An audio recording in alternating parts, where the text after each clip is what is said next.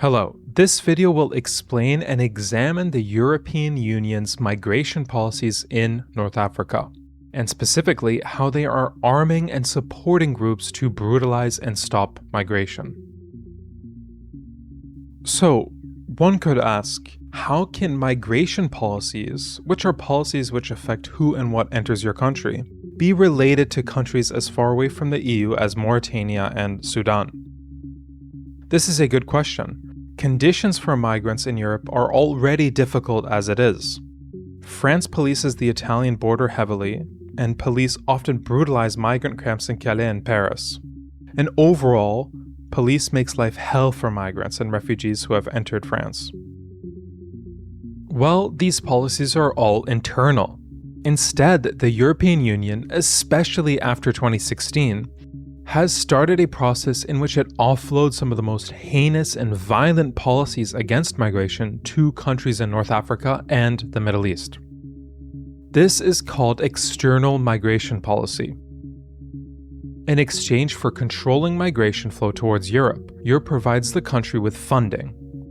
Niemann and Zaun describe the policy as such.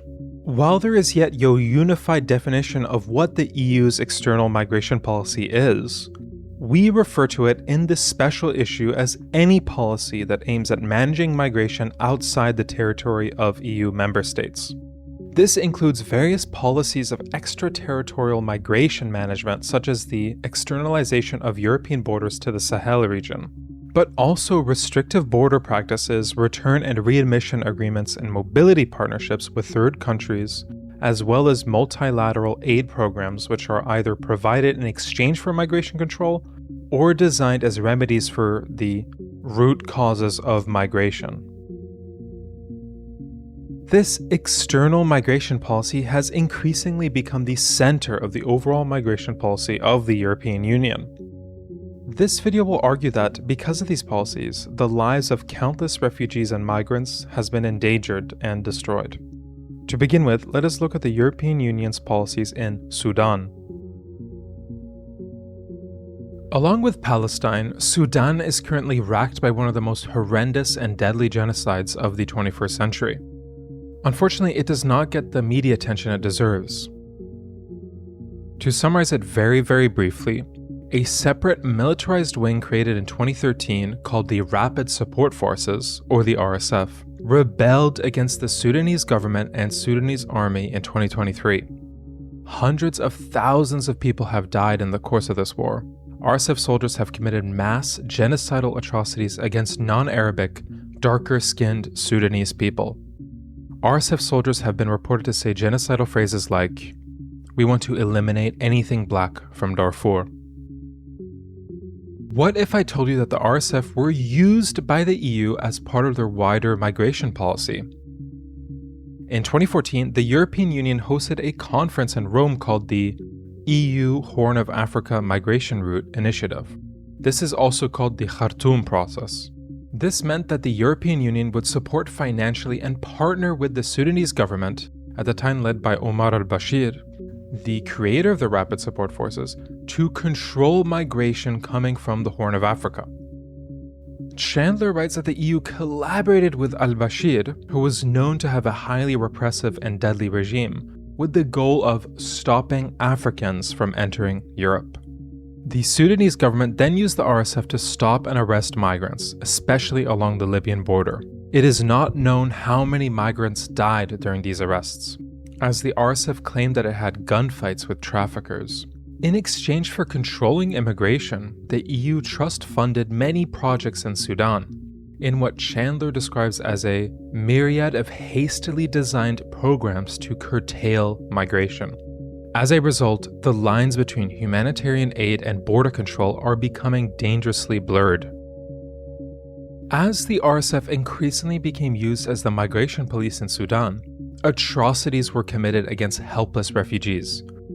There is also a racial element to the RSF's violence in Sudan, as the RSF targeted darker-skinned, non-Arabic people.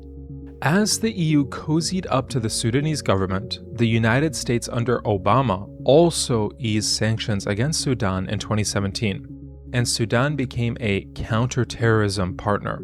Human Rights Watch at the time wrote in 2017 in a press report that it's impossible to match Sudan's reality with the Obama administration's claims of sustained progress. Lifting most sanctions sends an appalling message to Sudan and other repressive governments that whatever crimes you commit, however many of your citizens you kill, rape, and torture, all will be forgiven as long as you cooperate on counterterrorism. During this period, the RSF was under the control of the Sudanese government and used indirectly by the EU as a migration control police. The EU therefore has a lot to answer for considering the current genocide being carried out in Sudan since 2023.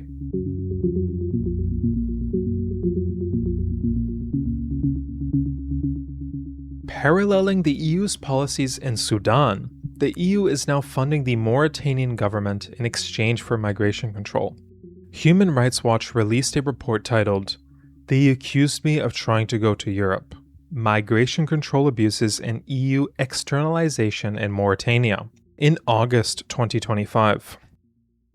In this report, Human Rights Watch details how, starting in March 2024, the European Union concluded a partnership with Mauritania which included 210 million euros in funding in exchange for the Mauritanian government controlling migration flow towards Europe. Human Rights Watch details how Mauritanian security forces have been responsible for massive atrocities against refugees and migrants, mostly from West and Central Africa. Much like the RSF, Mauritanian security forces are dominated by light-skinned Arabic and Berber people who discriminated against darker-skinned communities in Mauritania and the black migrants from West and Central Africa.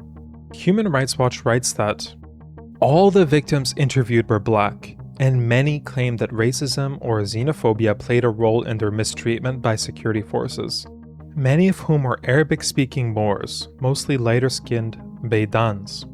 They said, "If you have black skin, they don't respect you. They insult you and take your papers," said a returned migrant in Senegal. "When they see me, a foreigner, it's like they see something strange or shady," said a Togolese woman. The security forces also reportedly committed horrific atrocities such as torture, with victims often spending months in jail and repeatedly beaten. One victim testified that, "They removed my clothes, tied my eyes with my t-shirt, and beat me. They stood on my back for more than 30 minutes. They had an electric cable. They shocked me with the current. They said I was helping people to go to Spain. They said, 'If you don't tell the truth, we will shock you.' I told them I don't know what they are talking about. After 2 hours, they took me back to my cell." Along with torture, there are also credible reports of rape and sexual abuse committed by the Mauritanian police. These witness reports contrast heavily with the EU's website, which writes that the EU and Mauritania share an excellent partnership, as evidenced by the quality of the political dialogue and the EU's significant investment in the country. The EU supports Mauritania towards sustainable and inclusive development in line with the Strategy for Accelerated Growth and Shared Prosperity, the Mauritania Roadmap of 2016 to 2030, and the Global Gateway Strategy. In our ongoing cooperation, we share many common interests, ranging from the accelerated green transition to regional stability in West Africa and in the Sahel, fisheries, and orderly migration management. This whitewashing language, which is employed by the EU, is disgusting. How is it sustainable to support the murder and mistreatment of African migrants? Overall, we clearly see a pattern repeating itself. The European Union, in an attempt to externalize and offload the dirty work of carrying out its migration policies to partnered third world, former colonized countries, is repeating colonial practices. In the 21st century, much like the 20th and 19th centuries, Europe is dividing and exploiting African countries to carry out their dirty work. In this case, their brutal migration policies. Thanks for watching.